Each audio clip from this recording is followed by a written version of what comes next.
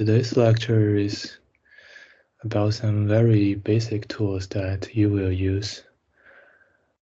Like, if you do some coding stuff, you will use them every day, and so they are very important actually. And firstly is something called a command line, or called a shell, okay? And you go to Mac and you can find something like this, okay? It's called terminal in English. Open it. And we put it very big. So this is called a command line or a shell. And you can use this to make it bigger. Okay, this smaller, bigger. And actually, in very a long time ago, the computer looks like this, and you do not have a mouse, you only have a keyboard. And you can only interact with computer through this. And all the other stuff like the desktop or all the other stuff are developed after this, and they are called GUI, okay, graphic user interface. So they are developed afterwards. So firstly, the computer only looks like this. And let me tell you, so initially when you just open it, where you are, you can use this one, PWD, okay, and you can see where you are now. It's at user this place. Where is it? It's like, it's here, okay, and you are at here now. And you can use ls to show all the stuff under this folder. And you see ls, and you can see like applications, desktops, documents, downloads, library, and other stuff like, I don't know what are these. And you can see it's just this stuff, okay. So that's the PWD and the ls. And you can use cd and a space, and then you use desktop. So there's no need to, okay, then you press, you are now at desktop, okay, and you are now at here. If you input ls, there are a lot of things, all the things in desktop, okay. And let's build a new folder called lecture 3, okay. Put it anywhere, and then you cd LEC3, right? And now you are at lecture 3. You are now in the folder. Put it here.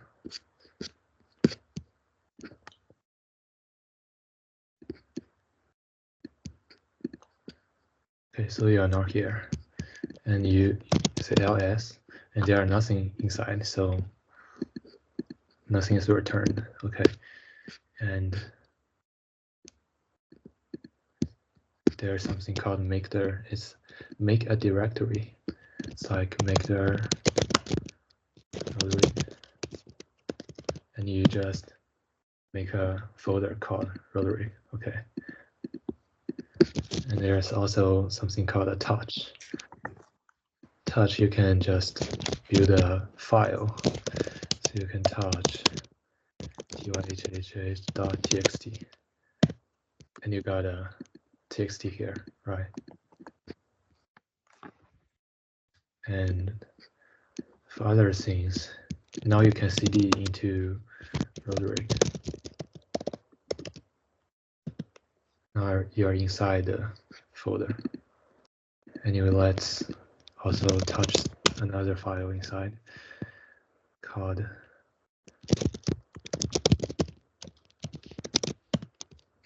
and you can see a txt file inside the folder, right? So is everything clear now? Yeah. Okay. And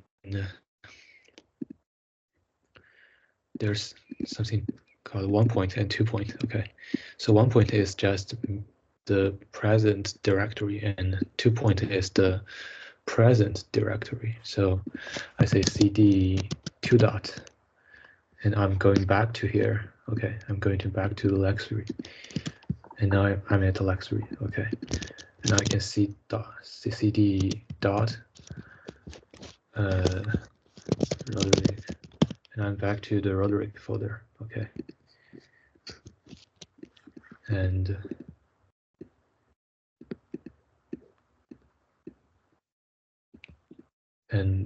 so let's first tell the echo. This is just something like the print in Python. So I echo hello world. Oh, and it print hello world. Okay. File it print file. Okay. And so I will teach you echo cd, these two stuff, and pwd ls. So what is ls gun lsa? And actually there's a thing called command shift plus dot, and you can see all the hidden file in your computer. So I see command shift dot. You see this stuff comes out, right? And I can get you another folder maybe. And these are hidden file. Okay. So LSA is like showing all the hidden file, but we do not have hidden file here. And the dot is the current path, and the 2 dot is meaning the present path. Okay. So a path is like we open another one, and ICD dot desktop LEC3. Okay, this is called a path. Okay, and you can directly come to the LEC3 folder, right? And I've told you what is make there, and here's remove. Okay, we can very nice, Roderick, and we can touch another text file, and we can remove it. Okay, then it's gone, right? So remove is remove a file, and remove R is is like remove a whole directory path. Okay, so we make make a folder here, and we can remove R, and so it's gone, right? So this is a remove, and what is CP is copy. Okay, so I just copy roderick.txt to so roderick.txt is at the current path, and I copy it to I copy it to here. Okay, 2 dot is here, right? I copy it to here. Now I got a copied file here, right? So this is copy, and similarly, you can copy a folder, use this stuff. And there's also a move. So copy is like keep the original file the same, right? And move is like I just move it into it and move. And I'm currently at Roderick, right? I should first cd to the LEC3, cd to here, and I move ihh.txt. to Roderick. So the file go to here, right? So this is move. And there's still something called a cat. Cat is like show the content of the file, okay? So let's say this. I put something in the file, okay, and I save it. And now I say cat roderick.txt. And I can get the things in the txt file. It's 1205, right? So these are all the stuff. Is this clear? Yeah. Okay. And I tell you something called a Vim, okay? So Vim is a text editor. It's like you can use it to edit the content of a file, okay? And you can Vim roderick.txt. And you go into this place and you can see the 1205 here. And there is like 3 mode, but I'll tell you 2 mode mainly. And when you go into it, it's in the normal mode, okay? It's in the normal mode. And you can press an I to go into an insert mode. So I press I. Okay, only one is enough. And I can like put something inside it. And I point ESC to go back to the normal mode, okay? And I point ESC. And now if I put, okay, and when you ESC into the normal mode, you can like, so in normal mode you press this thing first. Okay, so make sure you are in the normal mode and you say this, so, and it's here, right? And then you input WQ. It means save and quit, okay? So you say WQ. And now you can see that in this file, what the fuck? Okay, let me try again. I don't know why. And by the way, you can use this thing, okay, this thing to show all the like history command, okay? So I just use the last command and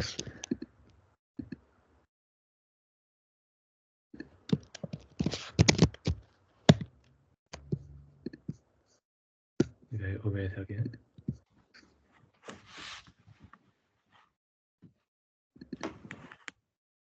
Okay, and then you see that the new stuff are inside it, okay? So is this clear? Yeah. So next thing is Git and GitHub. So what is GitHub? It's like you must have, let me think. You must have some file like this. And there's a doc file, Microsoft Word file, okay. And you make some change, then you got like the final one, right? And then you make some change, you got the final 2, right? Then make some change, you got the final. So it's very like, so like duplicate content is stored multiple times, right? So what is GitHub? GitHub and Git is let you track your version. Like it's a version management tool. So you can just directly like see the difference between each version, and you can only store one file and you can see all the history version of it. So it's actually a version control file, okay. So let me open GitHub first. And you can like first sign up and you can point the new here, and you are creating a new repo. Okay, you can name it like LEC3 maybe, and this is optional, and you can make it public or private. Okay, so we make it public, and here are three stuff. The first is called a README file. Okay, so what is a README file? Let's go to whatever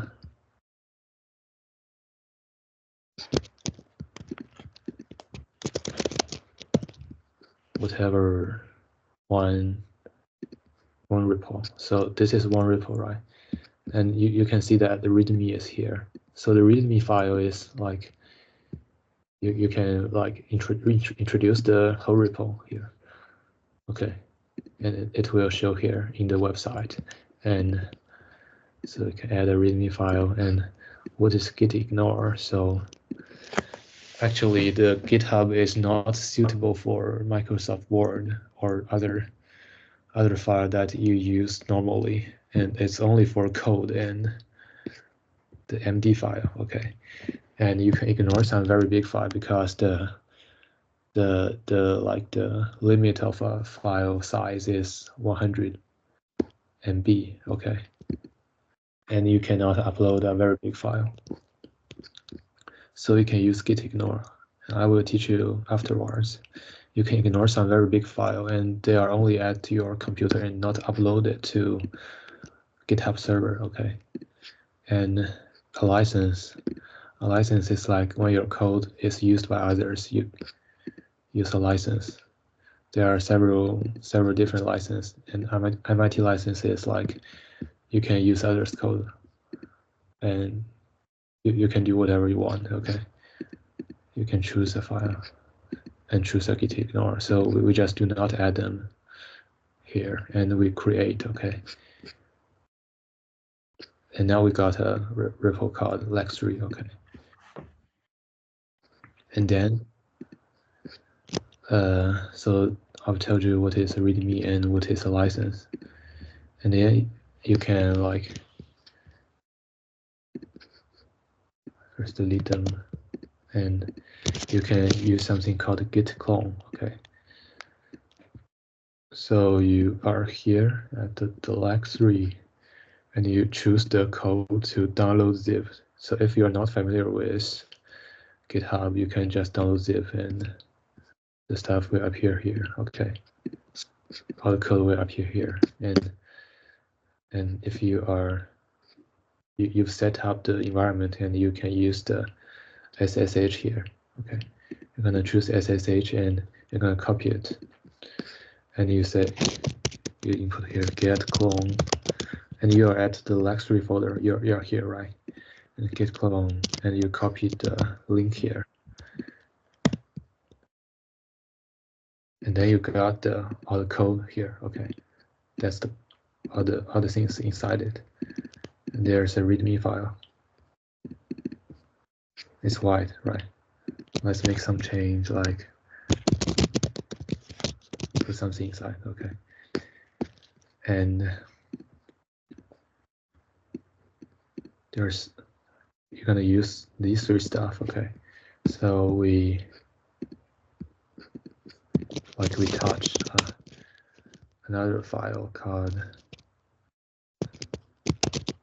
txt file inside the lecture3 folder. Oh, got it here, right? So we first cd into lecture3. Okay, and now we are in the small lecture3. Okay, then you can show the pwd. We are at desktop LEC3, right? And we can create a file called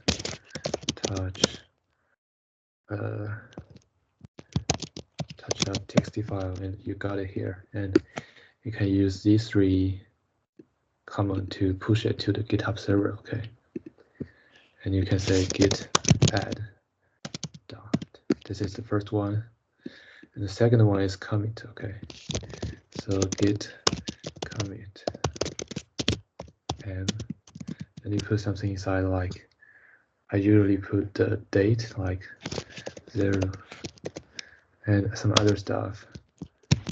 ABC file, right? And the last one is push. Okay.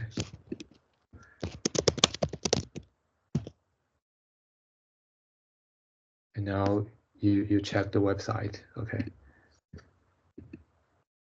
And the txt file is here. Okay. And you can see the commits like you actually just commit something, a new file, and the information is the date and the ABC file, right? And you can like create another file, or maybe you can make some change in the ABC file. You use vim abc.txt, and you put something inside. You first press an I, okay, and you say something, and you put esc, and this WQ, right? And now to check it, you put something inside it, right? And now you can just use these 3 commands again to push them to the GitHub server. Okay, git add dot git commit like second push git push. Okay, and you checked it, and oh, so you can see in the txt file the new stuff are here. Okay, and you can also see the history version of the history version. Okay, so that's how you use GitHub. It helps you like manage your code if you want to make some change, and you want also to like reserve the history version. So is this clear? Yeah. Okay, so there's also something called git pull. So maybe you like I make some change at GitHub. Actually, you can make changes here. Okay, I use this and I press this edit file. Okay, I add a new line to some numbers, and I say commit change. So this is actually something like inside here. Okay, they are the same, and I say third push, and I commit changes, and you can see that at the website server, you see that the stuff is the new one, and you got a new commit here, like third push, right? And but at your computer, it's still the old one, so you want to update it to like be the same as the website, and you just say git pull. Like I put all the stuff to my computer, okay? And you can see inside the file, the new stuff is here, right? So this is the other GitHub, and I can tell you something. Git ignore here, and actually you always use this to create something called git ignore, right? And I do not remember this myself, so I always ask ChatGPT, and I want to like create a git ignore file.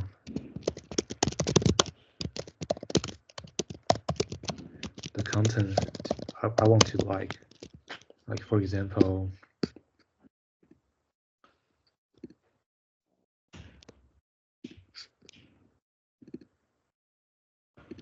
so it's very usually you got some CSV file here, and they are very big. Oh, this is a small one, so let's get a big one. This is a big one. Okay, so we got a big one file. Put it back. we got a CSV file here, and if you want to push now, you say git add. The first one is git add, and the second one is git file, and you got push. Okay.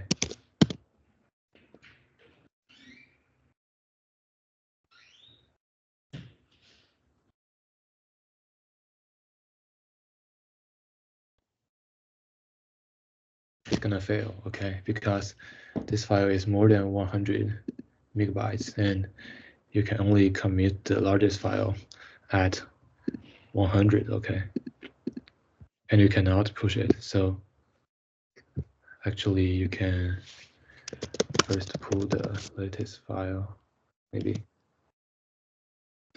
and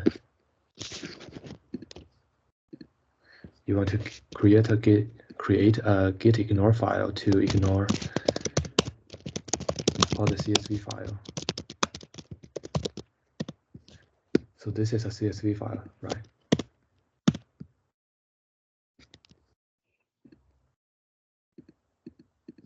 Why is this?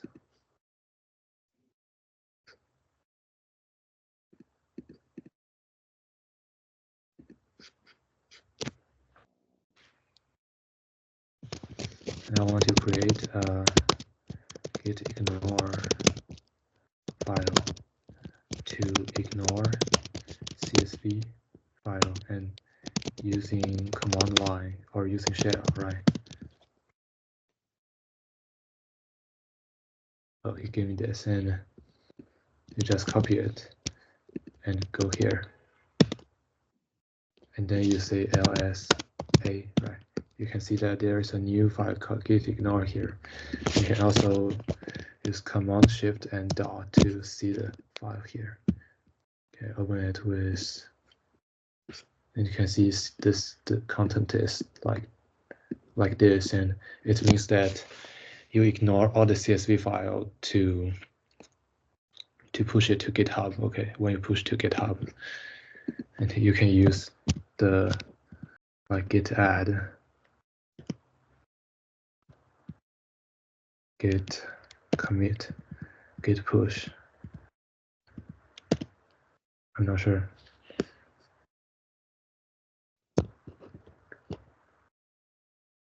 Oh, it will fail. So I should first clear all the git add.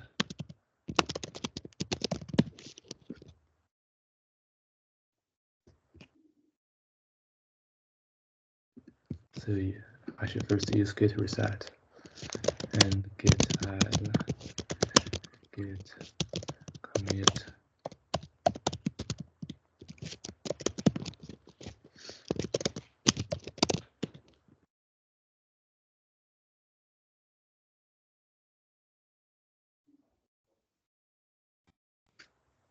Okay, anyway, I give up. Anyway, so the git ignore is to ignore some file to push to GitHubs. Okay, so is this clear? Yeah. Okay. And another thing is called anaconda. So why do we use anaconda? It's just another thing of Python. You can think it as a lot of Python. Like actually, the Python is a free development, and let me think. Let me open a Python file first. So you remember that you import something, import a package, okay? And there are a lot of functions in the package, and you can use them, right? So one of the most useful packages is called NumPy, and there are a lot of functions inside it. So this is a package, right? And actually, these packages are like everybody can develop this package, okay? And so this caused some problems. Let me show you my screen.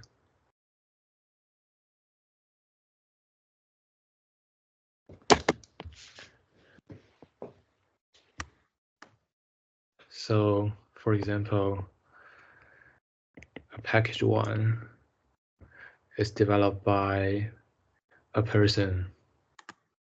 Package A, okay, is developed by a person. Developed by me, okay.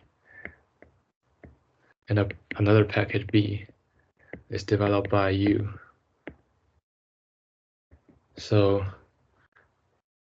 actually, my package use like Python version 3.8, okay, and you use the Python version 3.9, and during my development, I also use other package like the NumPy. Like I use version 1.1, and you use version 1.2, right? So because it's a free development environment, so the people just freely develop them. So like I want to write some code using my package A, and I need these versions, right? And if you write some code to use package B, and you need these versions, so you can, there are always a lot of like version conflicts. You will find them out if you do the homework. And so how to solve this? We use something called anaconda, okay.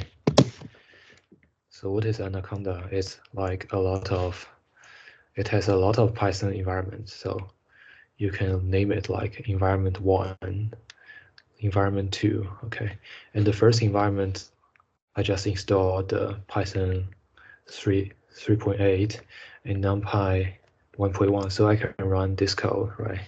And another environment is Python 3.9 and NumPy 1.2, and you can like do this code, and you can have a lot of environment.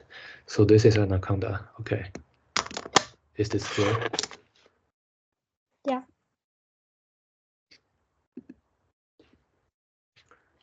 So I'm gonna tell you also in the shell, right?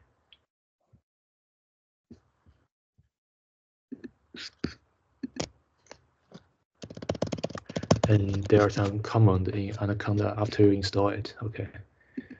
So the first one is conda and list. It shows all the environment you already have. And let me see what I have now. Like I have the base environment is like when you after you install the anaconda, you have the base environment, okay. And I also have a lot of other environments. They are different names, right? And they are installed in different places. These are the install paths, okay. And I want to create a new one. I use this, okay. I'll copy it here, like I create a new one called LEC3, okay. And I use Python version like 3.6, okay. Like it's working. You have to wait for some time.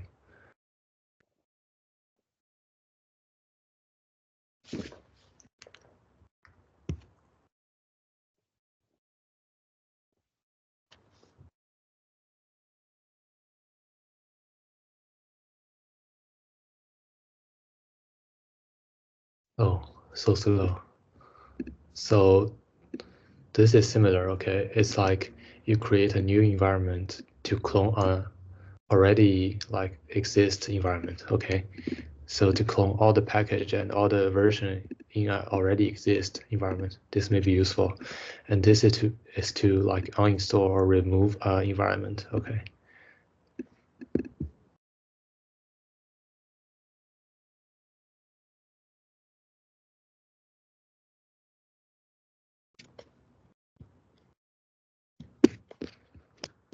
Let me think.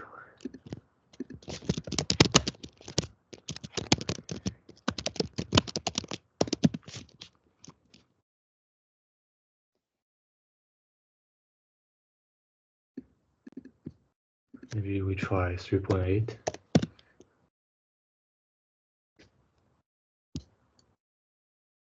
Oh yeah, that works, and you will always see this stuff. It's like asking you yes or no. Okay, you just point input Y and you got it. Okay, and they are installing a lot of packages that are very useful. Okay, so now the environment is installed, and you can, like, you see, like, we are now at the base environment here, right? And we use this conda activate and the environment name. And now we're in the LEC3 environment, which we just create, right? And so this is activate, okay, activate an environment. And we can deactivate to go back to base environment.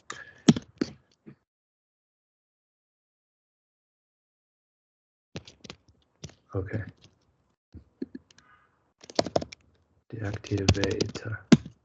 And we're now back at base. Okay, there's a typo there. And we can also like remove this environment. We just create, okay.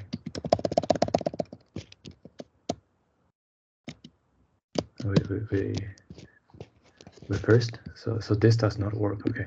We just, it's command not found error. It does not work, okay. I just first show you that we now have a new environment. And we have a new environment here called LEC3, okay. Then we remove it.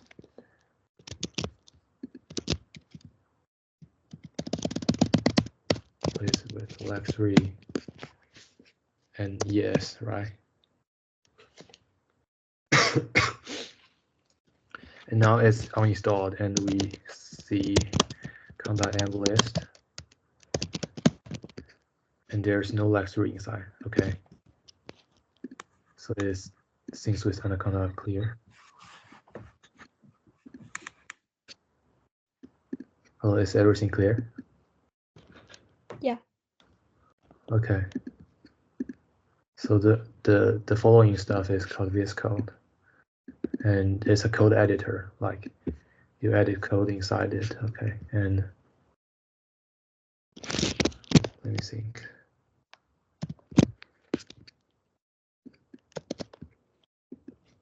And there are a lot of ways to open the VScode.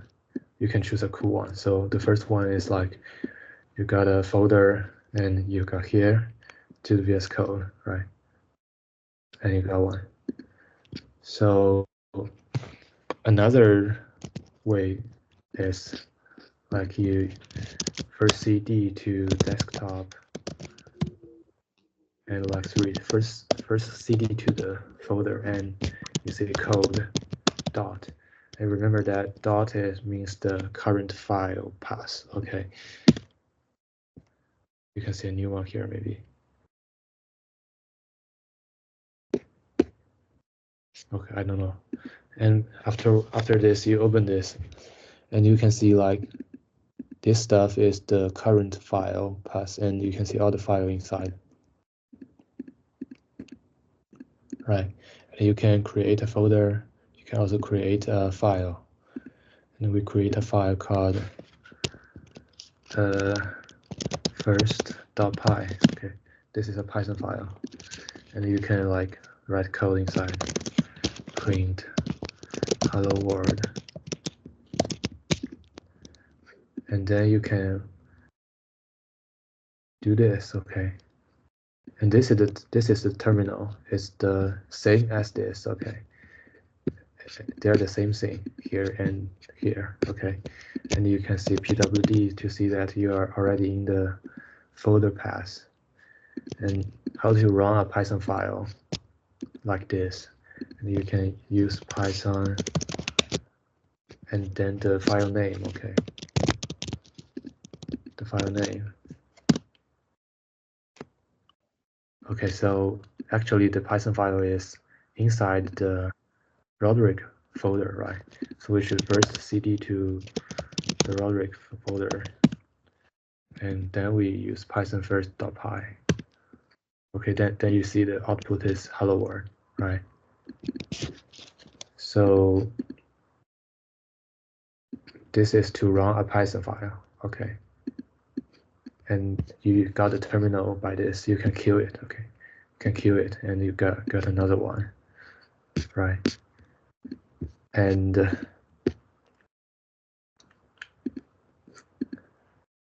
there is also something called, like add another file called second.py.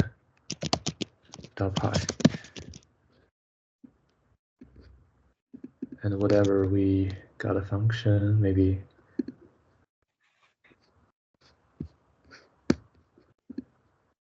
okay, so we just use the print here. The print is a function, it's a built-in function, okay? And you can right-click and go to definition, okay? Then you can see that how the file is, like, how the function is built up, okay? And this is go to definition. You will use them a lot for some large coding project. So it's just put on a function and right click and go to definition, okay? Close it here. And then is how to debug. This is a little difficult. Let me think.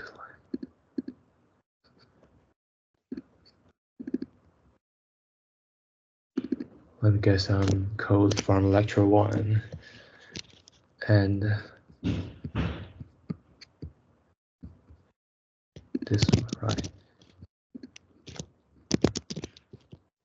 And let me try to get some bugs, okay? I don't know. And I delete this.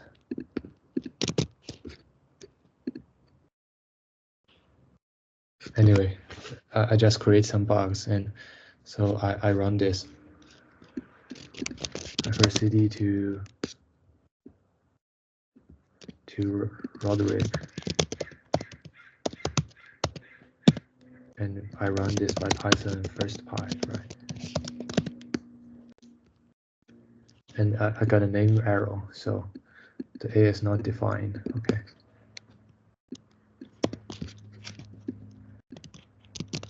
So actually, and I run it again, I got another arrow that this is not defined. This is a little strange. Let me think how to create some interesting bugs. So like I delete this and no.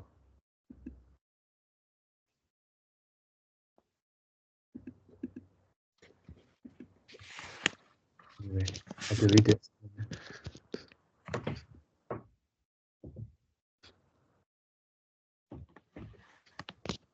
Okay. And you can still run the file.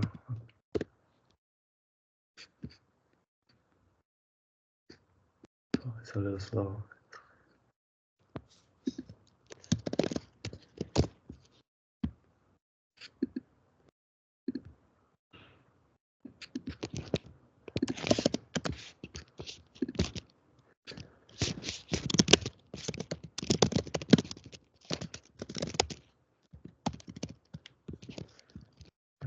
First.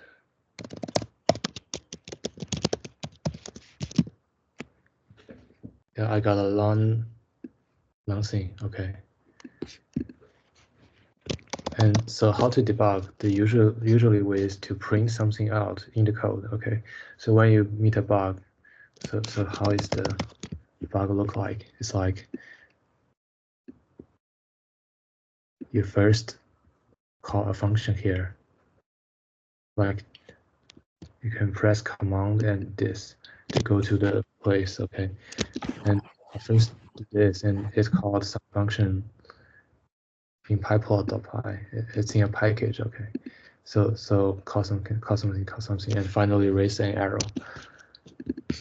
And it's a value arrow. There are a lot of like type of the arrows.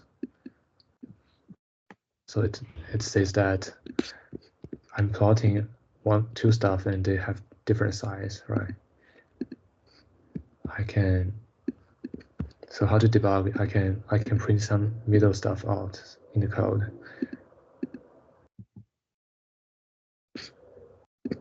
Like this is strange. Like maybe when you meet some bugs, and you can just print something out in your code to see whether they are right. Okay. Maybe I just do not show you this because I cannot create. So the usual way, the method that I use most is print something out. Okay. And there's also something called a breakpoint. So you put a breakpoint here. Like I printed the J out, and so the breakpoint means that every time you run the code till here, then you stop. Okay. And you point this. Okay. This stuff is a debugger, and this stuff, and you point this Python debugger, Python file.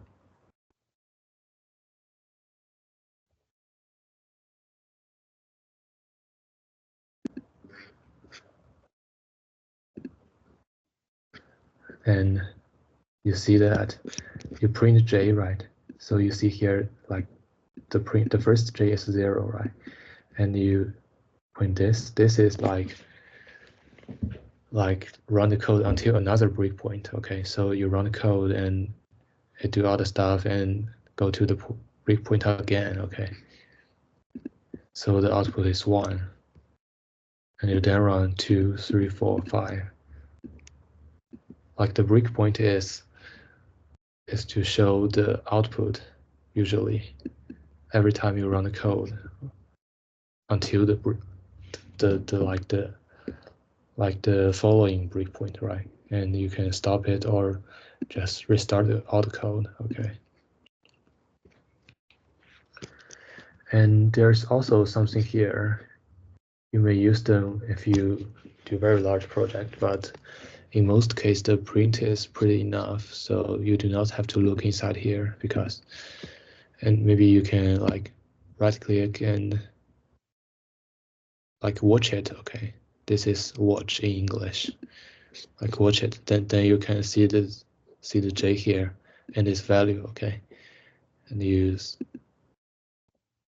until the following breakpoint it become 1, and then it become 2, and then it becomes 3, right? So usually we just use print and do not use the watch. So this is breakpoint plus debugger plus watch. So is this clear? Yeah. And so these are very classic way to debug. And often when I meet a bug, like when I encounter a bug, I just throw all the code and the bug to ChatGPT now. Okay. So maybe I just create another bug. Python first.py.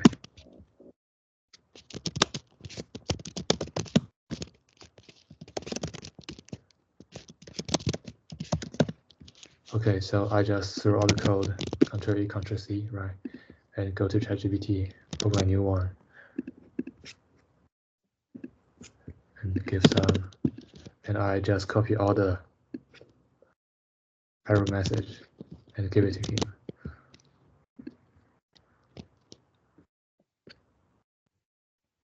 And usually he will give me some right code. Okay, I just copy them, and maybe I will check them first, and I just copy them here, and the code is right now. Yeah, this stuff is back, right? And before ChatGPT exists, we often search all the error message, like, so what is the error message? Is this stuff, the last line of the error message. Okay, the last line. We often search this in Google, because Google can take in limited stuff, so we only search the last line. And you will always see something called Stack Overflow. This is really helpful to debug, okay?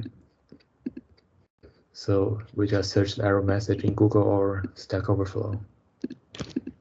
So that's like all the method to debug or use VScode. I think it's pretty enough. I can delete this stuff here. Okay, is this clear? Yeah. And by the way, you may not use this run code here. At least I never use it, okay, because it may got some strange stuff. Anyway, but you can try. Maybe you should set up some environment to use this. I'm not sure. I'm always using the terminal to run the code, okay? And the next one is pip anaconda. So what is pip? Like you use a lot of like package here, right?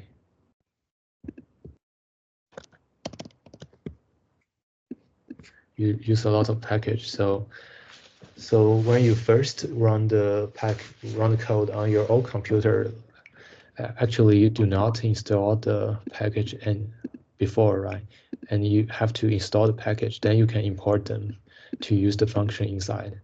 And how to install a package, we always use pip.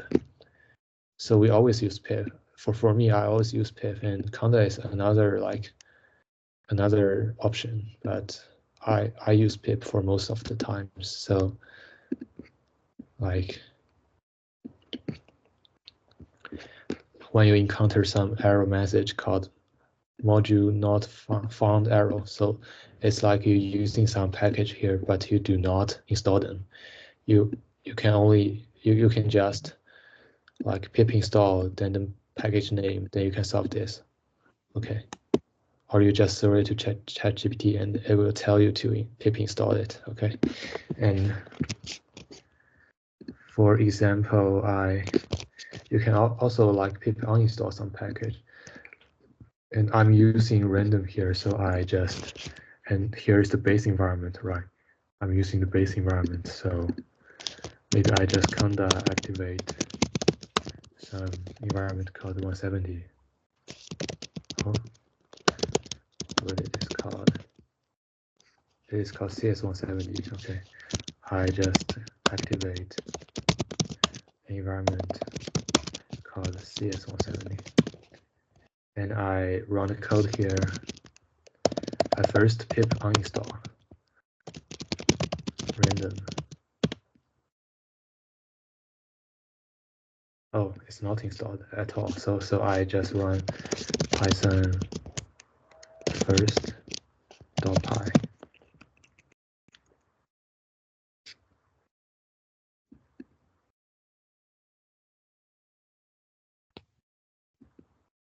Oh god. Maybe it's installed and it's not called random. So when you encounter some module not found error, you just use pip install something. Okay. So for example, I use pip install random. Oh, it's not called this. So let me ask.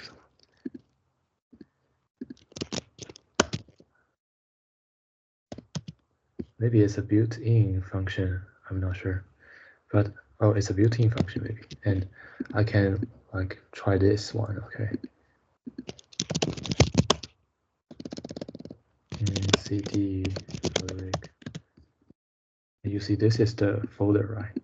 And under activate 6170, I go to this environment, and I'm at this folder. Okay. And my Python file is under this folder. So I just run Python first.py. I first use pip uninstall, okay. And top later. This is a package, okay. And I print yes. Then I uninstalled it. Then I run to save some time. I comment them and Python first dot py, and you see the module not found error, right? This is it, okay? Then you can solve this just by non-module named metaplot, right? And you can just pip install this stuff. I do not know how to pronounce it. And it's installing the package. And after that, you just run the code again and you will succeed, okay? So this is pip install, and like I just told you that there is a lot of version conflicts in Python. So actually you may need to like install some specific version, like you put the version number here, okay? And this is uninstall package. And the show package is to show the version of a package. There's a long thing, and the version is 3.7.5, right? This is the version of the package, okay? And you can also use piplist to see all the package inside the environment CS170, okay? And piplist, you see I got all of this package here and their version, right? So these are for pip, and the comment for conda is almost the same, okay? But pip is almost very enough, okay? So is this clear? Yeah. Okay, so let's sum up today's lecture. And the first one, so I will ask you to like install all of the stuff in your own computer in the material, okay? And this is gonna be a very long material. And I will like let you to like set up all the environment first, and then maybe the next week you will learn to debug, seeing this stuff. And there's a question. This is a project or a homework in a Berkeley course, like the first Berkeley course for every computer science students, and it's certainly a little difficult, but I give you a lot of hint here, okay? Maybe you can do it next week, and it's a long one because the Berkeley homework is always very long and somehow difficult, and maybe you can like have a try, okay? How an undergrad do his homework, okay? And so we come back to the environment setup. So the first thing to install is the brew. This is just an installer, okay? And you will use brew to install Git and GitHub and use it to install Vim, okay?